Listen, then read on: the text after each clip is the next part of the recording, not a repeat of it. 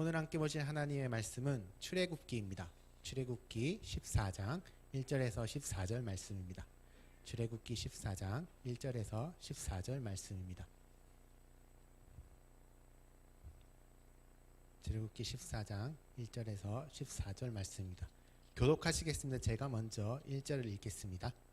여호와께서 모세에게 말씀하여 이르시되 이스라엘 자손에게 명령하여 돌이켜 바다와 믹돌 사이에 비하이로답 곧 바산 방가에 장막을 치게 하라.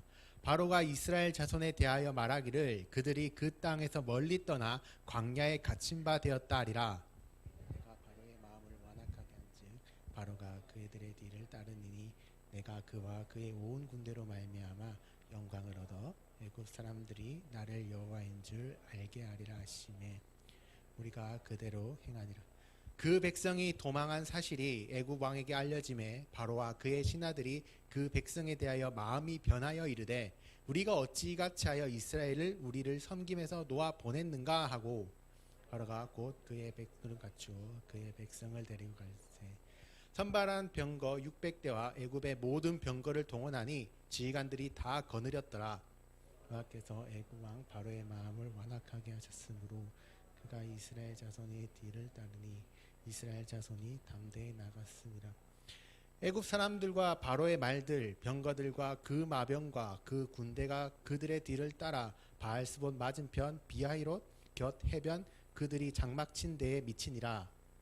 우리 가까이 올 때에 이스라엘 자손이 눈을 들어본즉 애굽 사람들이 자기들 뒤에 이른지라.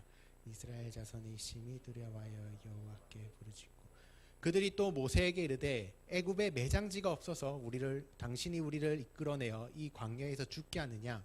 어찌하여 당신이 우리를 애굽에서 이끌어내어 우리에게 이같이 하느냐? 우리가 애굽에서 당신에게 이를 맛이 이것이 아니냐? 이르기를 우리를 내버려두라. 우리가 애굽 사람을 섬길 것이라 하지 아니하였느냐? 애굽 사람을 섬기는 것이 모세가 백성에게 이르되 너희는 두려워하지 말고 가만히 서서 여호와께서 오늘 너희를 위하여 행하시는 구원을 보라.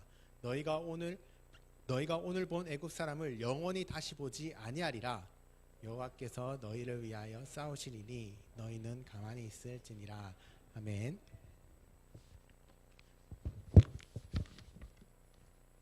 성도 여러분, 성경을 읽다 보면은 왜 이 사람은 이렇게 행동할까? 이런 의문을 가지게 하는 사람들이 나타납니다.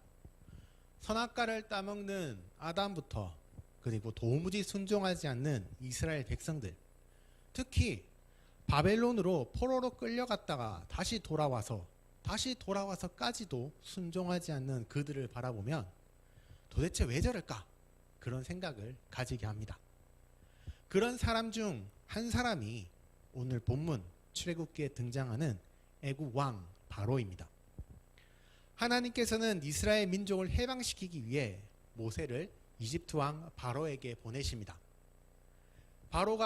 모세가 바로에게 말합니다. 하나님께서 내 백성 이스라엘 사람들을 보내라고 하셨다. 그리고 만약 이스라엘 백성들을 보내주지 않으면 하나님께서 이 땅에 재앙을 내리실 것이다. 성도 여러분, 여러분이 만약 바로라면 여러분은 어떻게 하실 것 같으십니까? 모세의 말에 어떻게 답하시겠습니까? 하나님이 그렇게 말씀하셨다면 당연히 따라야지 라고 생각할까요? 아니면 말도 안 되는 소리 하지 마라. 이스라엘 노예들이 없으면 누가 일을 하냐? 안 된다 라고 말할까요? 바로는 하나님을 몰랐습니다. 알아도 이스라엘 백성들이 믿는 신 정도로만 알고 있었습니다. 바로는 이집트 신들을 섬겼고 자신은 그 신들의 보호를 받는다고 생각했습니다. 그러니 모세의 경고는 귀에 들어오지 않았습니다. 여기까지는 이해가 됩니다. 그래, 하나님에 대해서도 모르고 모세한테서 말로 되어야 합니다. 그리하여 그는 끝까지 고집을 피웁니다. 그 교만에 사로잡혀서 나라가 망하고 아들이 죽고 그의 군대를 모두 잃기까지 그의 고집과 아집은 멈추지 않습니다. 스스로를 신이라고 생각하는 그 교만 때문에 그는 모든 것을 잃고 맙니다. 성도 여러분, 그런데 이 마음과 정반대의 마음이 있습니다. 바로가 가진 이 마음과 완전히 반대된 마음입니다. 바로 예수님의 마음입니다. 빌립보서 2장 1절에서 5절입니다. 제가 읽겠습니다. 너희 안에 이 마음을 품으라. 곧 그리스도 예수의 마음이니 그는 근본 하나님의 본체시나 하나님과 동등됨을 취할 것으로 여기지 아니하시고 오히려 자기를 비워 종의 형체를 가지사 사람들과 같이 되셨고 사람의 모양으로 나타나사 자기를 낮추시고 죽기까지 복종하셨으니 곧 십자가에 죽으심이라. 아멘. 예수님의 마음은 어떤 마음일까요? 예수님의 마음은 자기를 비우는 마음입니다. 예수님은 하나님과 같으신 분이십니다. 바로와 다르게 진짜 신이십니다. 예수님은 하나님의 본체시며 하나님과 동등하신 분이십니다. 우리는 예수님을 참 하나님으로 고백합니다. 그런데 그 예수님은 우리를 위해 자신을 비우셨습니다. 하나님으로서의 자신의 권리를 내려놓으셨습니다. 그리하여 하나님이 인간이 되셨습니다. 더 나아가 예수님은 사람이 되셨을 뿐만 아니라 우리를 위해서 십자가에 못 박혀 죽으셨습니다. 우리를 죄에서 건지시고 우리를 영원한 지옥 형벌에서 구원하시기 위해서 우리가 다시 하나님과 화목하게 되도록 말입니다. 우리로 다시 하늘을 바라보며 살 수 있도록 영원한 하나님의 나라를 꿈꾸며 살 수 있도록 그렇게 하셨습니다. 예수님은 우리를 위해 자신의 모든 것을 내려놓으셨습니다. 포기하셨습니다. 이 마음이 자기를 비우는 마음입니다. 또 이 마음은 자기보다 남을 낮게 여기는 겸손한 마음입니다. 이 마음을 달리 표현하면 져주는 마음입니다. 다툼이 있을 때 또는 분쟁이 있을 때 그리고 서로 모여 회의를 하고 토의를 하고 서로 의견이 다를 때 그때 생활하다 보면 나와 상대방이 서로 생각이 다른 경우가 많습니다. 교회 안에서도 뭐 교회 부서나 교육부서나 전도회나 아니면 목장 안에서도 서로 견해가 다른 경우가 많습니다. 그럴 때 내가 옳다, 내 말이 옳다, 내 생각이 제일 좋다, 최고다 이렇게 소리 높이지 말고 즉 내 앞에 있는 상대방을 이기려 드는 것이 아니라 져주는 마음입니다. 일부러 져주는 것입니다. 내가 옳을 수 있죠. 내 생각이 정말로 가장 좋고 정말 최고의 것일 수도 있어요. 하지만 하나님은 우리에게 상대의 생각이 하나님의 말씀과 완전히 어긋난 것이거나 아니면 상대의 그 생각이 우리가 이루고자 하는 목표에 이룰 수 없는 완전히 틀린 것이 아닌 이상 저 의견이 내 의견보다 좋을지도 몰라. 저것도 괜찮아 라는 마음으로 져주라고 말씀하십니다.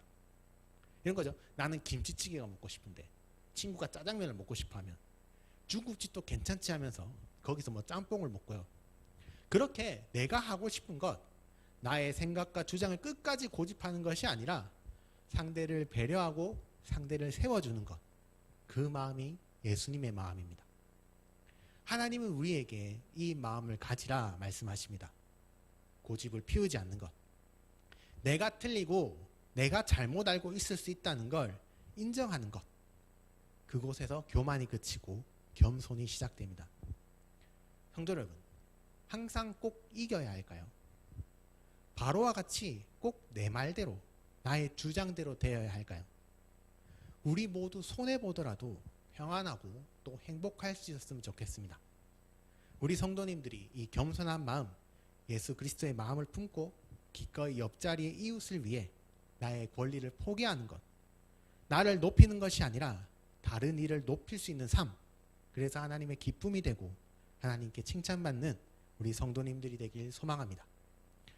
다시 돌아가서 성도 여러분, 우리는 지금 왜 바로가 이렇게 미련하게 행동하는가를 살펴보고 있습니다. 첫 번째 이유는 바로 이 바로의 지독한 교만 때문이었습니다. 하지만 그것이 전부는 아닙니다. 성경은 계속해서 바로가 미련하게 행동하는 이유를 또 다른 이유를 설명합니다. 출애굽기 11장 9절에서 10절입니다. 제가 읽겠습니다. 여호와께서 모세에게 이르시기를 바로가 너희의 말을 듣지 아니하리라. 그러므로 내가 애굽 땅에서 나의 기적을 더하리라 하셨고 모세와 아론이 이 모든 기적을 바로 앞에서 행하였으나 하나님께서 바로의 마음을 완악하게 하셨으므로 그가 이스라엘 자손을 그 나라에서 보내지 아니하였더라. 금방 읽은 성경은 마치 하나님께서 바로의 마음을 완악하게 하셨기 때문에 바로가 그 재앙들을 보고도 이스라엘을 놓아주지 않는 것처럼 말씀합니다. 성경을 보면 하나님께서 이스라엘 백성들을 놓아주지 않도록 바로의 마음을 강박하게 하신 것 같습니다. 이게 맞다면 왜 하나님께서는 바로의 마음을 완악하게 하신 걸까요? 그렇습니다. 보통의 경우라면 출애굽기에 등장하는 그 재앙의 한두 가지만 보고 우리가 경험하면 두려움에 벌벌 떨면서 그 하나님의 말씀대로 다 따를 텐데, 분명 그렇게 할 텐데, 왜 하나님께서는 그 수많은 재앙에도 바로가 이스라엘 백성들을 놓아주지 못하도록 그 마음을 완악하게 하신 걸까요? 사실 그렇습니다. 성경을 읽다가 이건 왜 이럴까 하고 의문이 들었던 사건 중에 하나가 바로 이 10가지 재앙이었습니다. 이런 일이 일어나는 건 과학적으로 말이 안 된다, 있을 수 없는 일이야, 이렇게 생각해서가 아니라 제가 들었던 의문은 왜 하나님은 재앙을 10가지나 내리셨을까라는 의문이었습니다. 이런 거죠. 효율적인 측면에서 말입니다. 하나님께서는 왜 처음부터 마지막 재앙을 내리지 않으셨을까? 여러분도 그런 생각 해보신 적 있으십니까? 왜 하나님은 처음부터 마지막 재앙을 내리지 않으셨을까? 그러니까 첫 번째 재앙, 물이 피가 되는 것, 두 번째 재앙, 개구리가 막 올라오는 것, 일곱 번째 재앙, 우박이 내리는 것, 여덟 번째 재앙, 메뚜기가 땅을 덮는 것, 그 모두 그 건너뛰고 바로 처음부터 10번째 재앙, 처음 난 것들을 모두 죽이셨다면 다른 재앙은 볼 것도 없이 이스라엘 백성들이 곧바로 이집트를 나가지 않았을까? 출애굽하지 않았을까? 그런 의문이 들었습니다. 왜 그러셨을까요?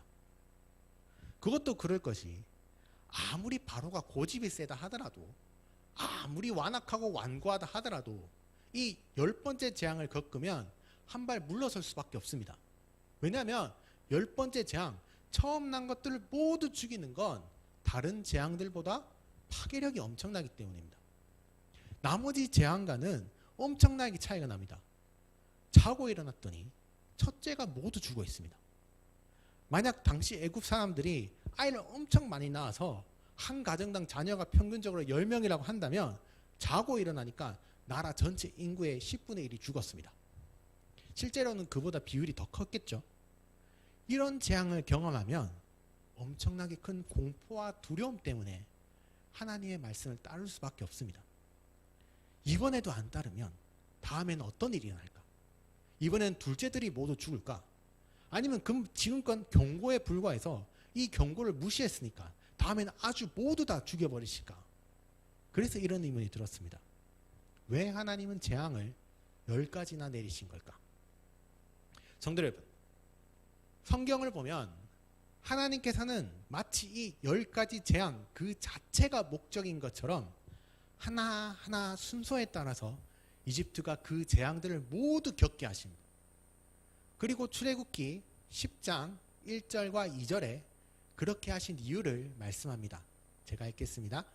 여호와께서 모세에게 이르시되 바로에게로 들어가라. 내가 그의 마음과 그의 신하들의 마음을 완강하게 함은 나의 표징을 그들 중에 보이게 함이며 내가 애굽에서 행한 일들 곧 내가 그들 가운데서 행한 표징을 내 아들과 내 자손의 귀에 전하기 위함이라. 너희는 내가 여호와인 줄 알리라. 성도 여러분, 하나님께서 그렇게 하신 이유는 하나님께서 그 놀라운 일들, 재앙들을 이스라엘 백성들 그 눈에 직접 보여주셔서 하나님 자신이 누구신지, 어떠한 분이신지를 그들에게 알려주시기 위해서였습니다. 곧 이스라엘 백성들에게 하나님이 하늘의 하나님, 이 세상을 만들고 다스리는 유일한 하나님이란 사실을 그들로 알도록 말입니다. 성도 여러분, 갑자기 다른 질문인 것 같지만 모세는 창세기를 왜 기록했을까요? 모세는 창세기를 왜 기록했을까요? 모세는 창세기를 이집트 백성들을, 그러니까 이스라엘 백성들을 이집트에서 끌고 나와서 시내산에서 그리고 광야에서 기록했을 건데 적었을 건데 손들어 그런 모세는 누구 읽으라고 이 창세기를 기록했을까요? 선택지를 드리면 1번 3500년 뒤에 지구 반대편의 한국 땅에 사는 우리들, 2번 이집트에 나와서 가나안 땅으로 향해 가는 이스라엘 백성들. 여러분 누구일까요? 1번 2번. 당연히 2번이겠죠. 물론 성경은 오늘날 우리에게 주시는 하나님의 말씀입니다.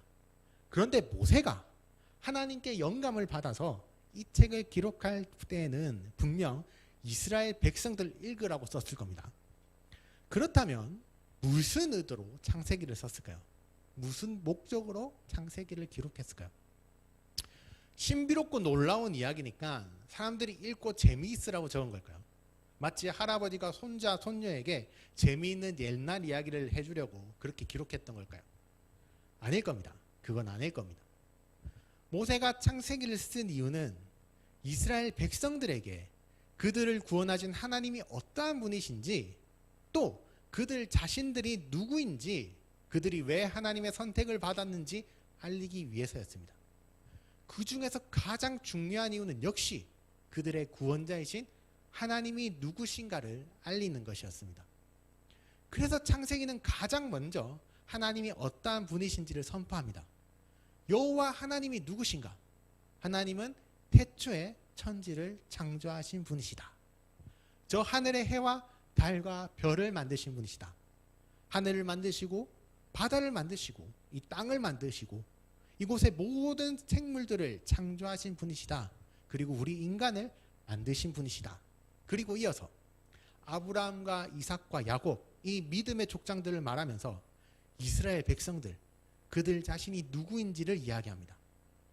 이집트에서 나온 이스라엘 백성들, 대부분이 평생을 노예로 살아온 사람들, 그 사람들에게 비록 너희가 지금까지 노예였다 하더라도 너희는 택하신 족속, 거룩한 나라, 그의 백성이다.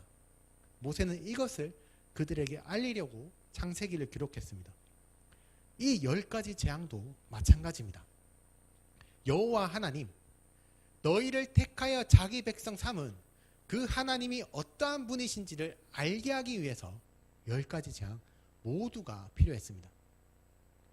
당시 이집트에 살고 있는 모든 사람들에게 신이라고 하면 여러분 무엇을 떠올렸을까요? 어떤 것을 생각했을까요? 당연하게 이집트에 있는 수많은 신들을 생각할 겁니다. 뭐 태양을 다스리는 뭐 라라든가, 강을 주관하는 뭐 아누케트라는 신이라든가, 아니면 질병을 담당하는 뭐 세크메트, 뭐 죽음을 내리는 뭐 오시리스, 이런 신들을, 이집트인들은 우리에게 익숙한 그리스 신화와 같이 신들이 각자 자기의 영역을 다스린다고 생각했습니다. 그리고 알게 모르게 이스라엘 사람들도 그 영향을 많이 받았습니다. 그리고 생각했습니다.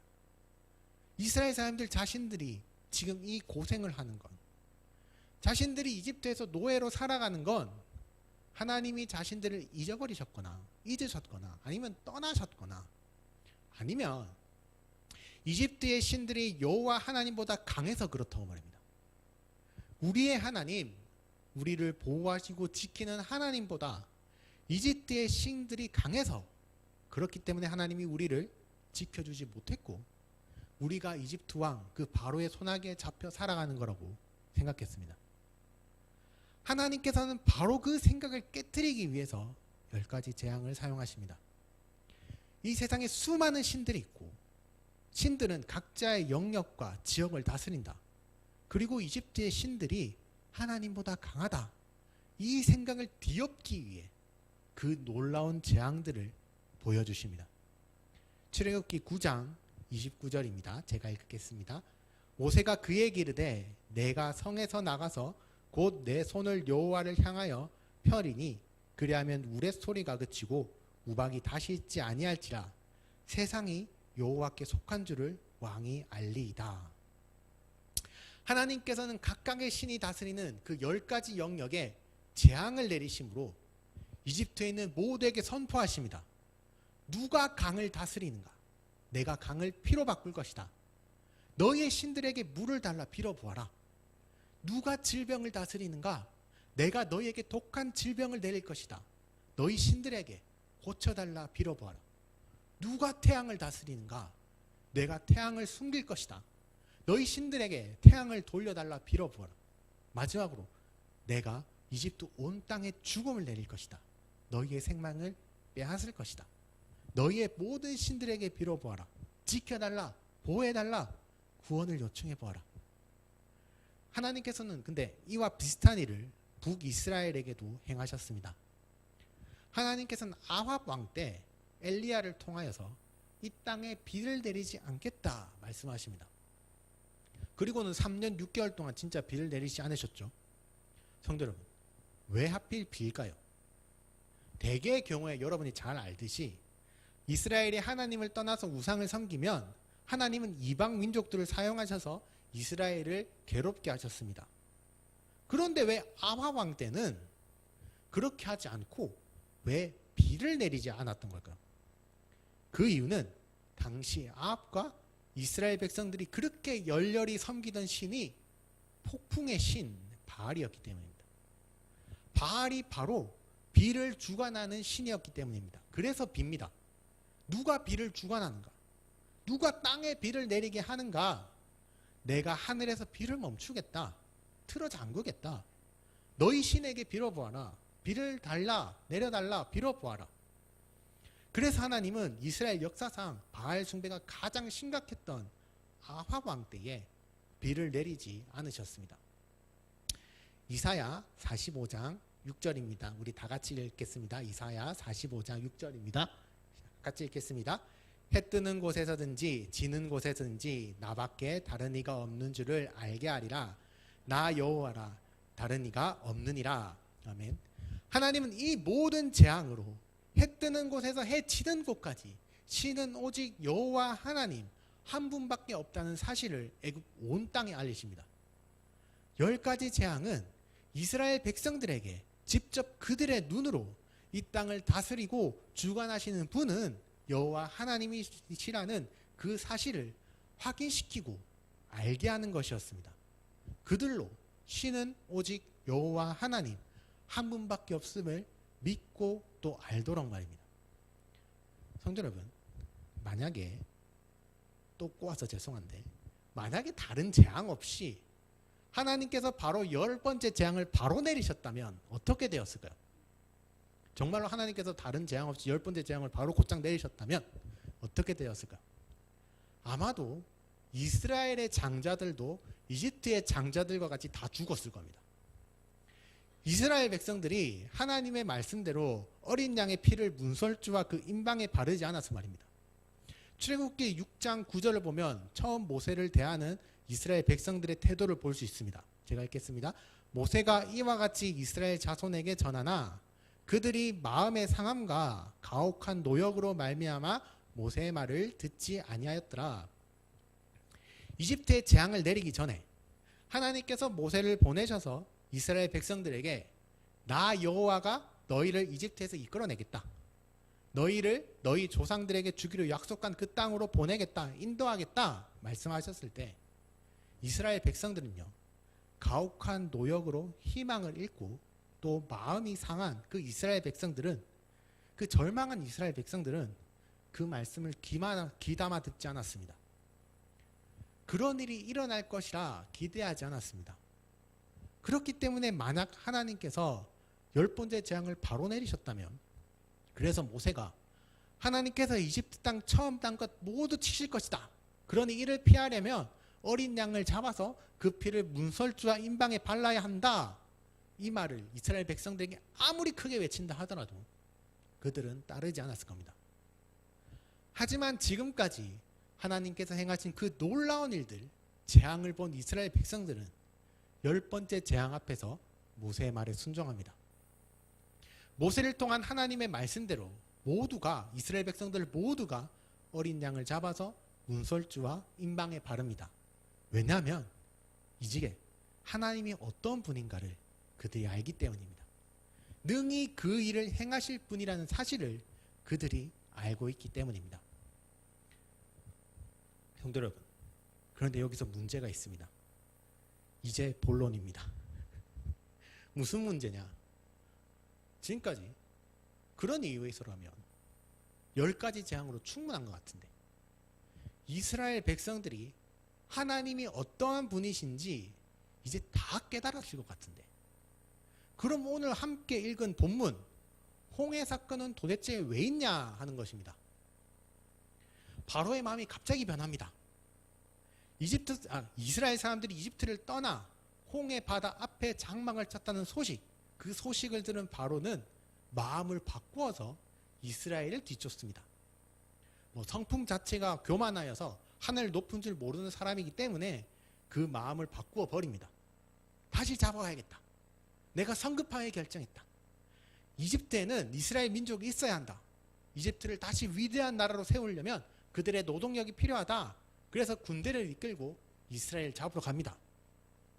그런데 성경은 바로가 그런 마음을 가지게 된 이유를 4절에서 우리가 아까 읽은 4절에서 내가 바로의 마음을 완악하게 한즉 바로가 그들의 뒤를 따르리니 또 8절에서 여호와께서 애굽 왕 바로의 마음을 완악하게 하셨으므로 그가 이스라엘 자손의 뒤를 따르니 라고 말씀합니다.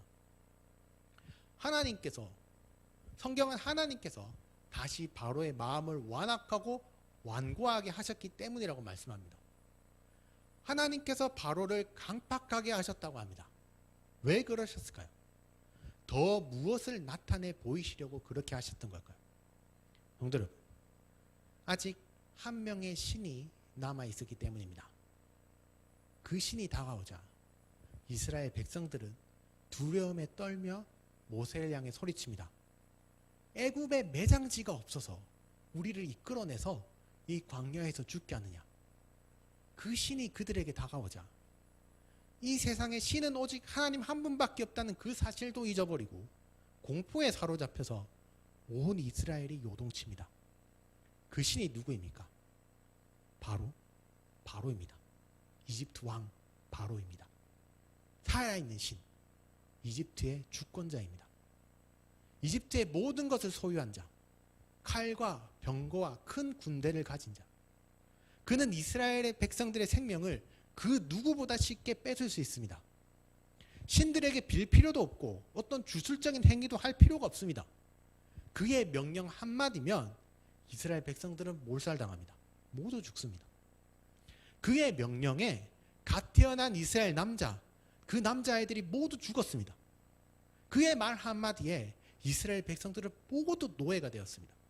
또 떠나라 라는 그 한마디로 이스라엘 백성들은 자유의 몸이 되었고 이집트를 나올 수 있었습니다. 물론 그도 인간입니다. 그도 죽습니다. 하지만 그가 가진 힘과 능력, 권력은 그 어떤 신보다 이스라엘 백성들에게 직접적입니다. 이 땅을 살아가는 이스라엘 백성들에게 가장 무섭고 두려운 신은 이집트 왕 바로였습니다. 성도 여러분, 그 바로의 또 다른 이름이 바로 세상입니다. 세상, 우리가 먹고 살아가는 그 세상 말입니다. 많은 돈을 벌고 성공을 거두기 위해서뿐만 아니라 어쩔 수 없이 그 아래 살아가는 세상입니다. 우리는 오늘 성경 본문에서 모세를 원망하는 이스라엘 백성들을 보면서 어떻게 저럴 수 있을까 혀를 차원합니다. 그런데 성도 여러분, 우리가 그러진 않습니까? 세상 앞에 서 있는 사람이 자주 하는 말이 있습니다. 그건 어쩔 수 없다. 어쩔 수 없다 라는 말입니다. 학생들은 시험 기간에 시험을 잘 치기 위해서 더 좋은 성적을 받기 위해서 주일에 학원 가야 되고 공부를 해야 돼서 예배를 드리지 못하는 걸 어쩔 수 없다 라고 말합니다. 사회생활을 하기 위해서는 잘 보여야 하는 사람도 있고 내가 해야 될 일도 있기 때문에 때로는 하나님의 말씀을 어기는 걸 어쩔 수 없다 라고 말합니다. 돈을 많이 벌기 위해서는 어쩔 수 없고 성공하기 위해서는 어쩔 수 없고 사회생활하고 살아가기 위해서는 어쩔 수 없다 말합니다. 어쩔 수 없다. 세상이 우리에게 다가올 때면 우리는 어쩔 수 없지 않습니까? 라고 외칩니다. 그때 하나님은 홍해로 바로를 무너뜨리심으로 말미암아 이스라엘 백성들에게 선포하십니다. 무엇을 말입니까? 내가 세상을 이겼다. 세상이 아니라 나 여호와 하나님이 너희를 다스린다. 예수님께서 우리에게 말씀하십니다. 요한복음 16장 33절입니다. 우리 다 같이 읽겠습니다. 요한복음 16장 33절입니다. 이것을 너희에게 이르는 것은 너희로 내 안에서 평안을 누리게 하려 함이라. 세상에서는 너희가 환난을 당하나 담대하라. 내가 세상을 이기었노라. 아멘. 담대하라. 내가 세상을 이기었노라. 성도 여러분, 여러분에게 하나님은 어떤 분이십니까? 여러분에게 하나님은 세상 모든 것을 주관하시고 그 역사를 이끌어 가시는 분이십니까? 아니면 세상 앞에 한없이 작아지시는 그런 분이십니까? 우리에게 비록 환난이 있지만 그 가운데 우리와 함께 하시는 분, 항상 우리를 지키시고 보호하시는 분이십니까? 아니면 세상 복잡한 어려운 문제에는 저 멀리 떨어져서 그건 나도 어쩔 수 없지 라고 말씀하시는 분이십니까? 오늘 하나님께서 말씀하십니다. 담대하라. 내가 세상을 이겼다. 세상 앞에서 우왕좌왕하며 어쩔 수 없다 자주하는 우리에게 말씀하십니다. 담대하라. 내가 세상을 이겼다. 성도 여러분, 우리 하나님은 이 세상의 주관자이십니다. 그 모든 것을 다스리는 분이십니다. 우리의 미래도, 성공도, 학업도, 심지어 돈까지 그 모든 것을 그 뜻대로 행하신 분이 우리 하나님이십니다. 하나님은 이스라엘 백성들을 공포로 그 두려움에 떨게 한 그 바로의 마음까지도 그 뜻대로 주관하시는 분이십니다. 그분이 우리가 믿는 하나님이고 우리의 하늘 아버지 되시는 분이십니다. 성도 여러분, 우리가 그의 자녀입니다. 우리가 하나님을 아버지라 부르는 하나님의 자녀입니다. 그리고 우리는 예수님께 사랑을 받되 우리를 위해 그 끔찍한 십자가를 지실 정도로 그 사랑을 받는 자입니다. 우리는 이를 믿음으로 구원을 받았고 장차 하나님의 나라에서 영원의 행복을 누리며 살아갈 자들입니다. 그러니 우리에게 어쩔 수 없는 일은 없습니다. 하나님께서 우리에게 말씀하십니다. 그러니 나를 믿고 따라와라. 나를 따르라 말씀하십니다. 그 말씀 그대로 어떠한 상황, 어떠한 환난과 어려움에도 하나님의 말씀에 순종하는, 하나님을 믿고 따르는 믿음으로 나아가는 우리 모두가 되길 소망합니다.